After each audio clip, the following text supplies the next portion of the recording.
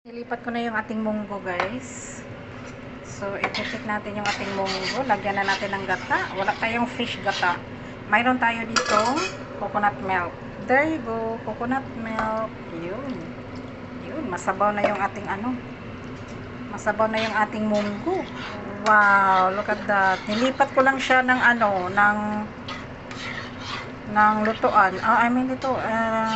Yung nilutuan ko, kaldero, yan. Nilipat ko lang siya, guys, kasi hindi talaga siya kasya doon sa isa eh. So, okay na to siya, guys. Tapos, lagyan natin ng salt. Ayan, meron tayong salt, syempre. Hindi yan mawala ang salt. Nilagyan na rin naman natin ng yan. So, yun. Hintayin natin yung kumulo. Hintayin ko lang siyang kumulo, guys. Yung ating